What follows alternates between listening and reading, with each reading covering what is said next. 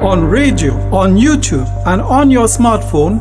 This is Tutor Speaks. We invite all listeners to tune into I-95.5 every Thursday morning at approximately 7:25 for Tutor Speaks, a program which highlights local, regional, and international issues affecting the education sector. Good morning, everyone. Welcome to Tutor Speaks. I'm your presenter, Barry Joel Desai. During a discussion on strategic management several years ago at Oasis Institute of Higher Learning, one of my cohorts highlighted how poorly governmental agencies manage the implementation of new policies. Having worked directly with various ministers from successive governments, he observed that there was a tendency to force the implementation of policies without consideration to those affected. Stating that change management appears to be unheard of in government, he explained that this often resulted in the eventual failure of many good initiatives due to the havoc caused by the poor rollout strategies. His observation was not only coherent with research which shows that about half of all change initiatives are unsuccessful, but it was also consistent with what occurs in the education sector. Take, for example, the Ministry of Education's recent initiative to implement a policy for cultural transformation through curriculum enhancement.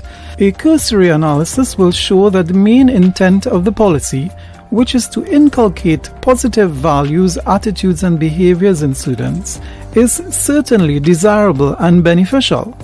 However, its forced implementation has become a cause of concern, currently causing havoc among teachers. An online poll which was recently conducted showed that only 6% of the 360 teachers surveyed felt that the policy changes were manageable, while 90% felt that the changes alter their working conditions and are therefore untenable. Primary teachers indicated that there is simply not enough time to add the additional activities into an already packed curriculum, while those at the secondary level pointed out that as specialized subject teachers, they are not trained to implement other curriculum areas. While the poll is not scientific, it is certainly a significant indicator of how negatively the policy has been affecting schools. If only 6% of teachers buy into the policy without reservations, then clearly there is a problem with change management. So what is change management?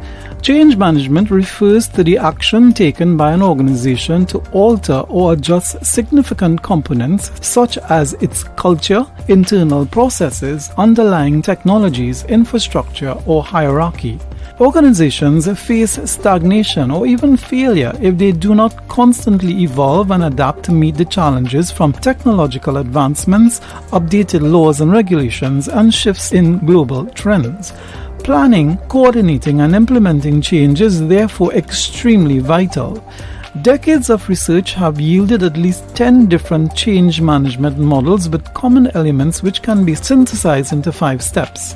These are: Step 1, preparing for change; Step 2, creating a vision and plan for change; Step 3, implementing change; Step 4, embedding change; and Step 5, renewing change.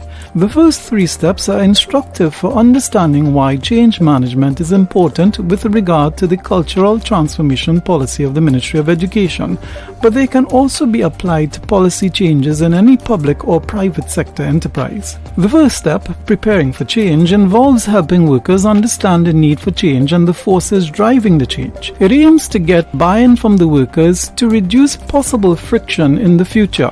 This is not an issue for teachers as they are aware of why curriculum changes are needed and they accept this in principle. In fact, regarding the cultural transformation policy, the Trinidad and Tobago Unified Teachers Association, TUTA, has already stated that the association agrees that a holistic education curriculum will redound to the benefit of the current and future generations. The second step, creating a vision and plan for change, involves defining goals, determining key performance indicators, deciding which stakeholders are responsible for implementation, and accounting for the obstacles that could arise that would require agility and flexibility to overcome. Regarding the cultural transformation policy, the vision and plan for change is very well organized.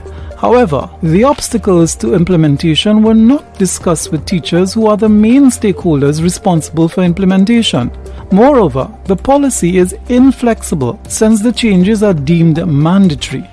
It is as though the Ministry of Education is completely unaware that obstacles inevitably exist and therefore flexibility is an important necessity for managing the changes. The third step, implementing change, involves motivating and empowering workers to achieve stated goals, identifying, removing or mitigating obstacles as they arise, and frequently reminding stakeholders why the change is being pursued. Schools are currently at this stage in relation to the cultural transformation policy, where little to no attempt has been made to motivate teachers and identified obstacles are yet to be addressed. These obstacles include the lack of support systems, resources and funding, and the reality of curriculum overload. Regarding these, Tutor wrote to the Chief Education Officer over 2 weeks ago asking for a meeting to find solutions, but to no avail. In closing, the Ministry of Education ought to be mindful that ignoring the concerns of teachers will inevitably frustrate efforts and quell any existing teacher enthusiasm, thereby hindering success. Tutor is again calling for meaningful discussions with the Ministry of Education as it seeks to promote the cause of education in the interests of our members, our students, and the nation. You have been listening to Tutor Speaks. To contact us, please dial 610-3850. That's 610-3850. Or you may email our president at president@tutor.org. That's president@ttuta.org. Please don't forget to subscribe to our YouTube channel where recordings of interviews, events, and other materials are uploaded regularly. Like us by giving a thumbs up, hit the notification bell, and subscribe.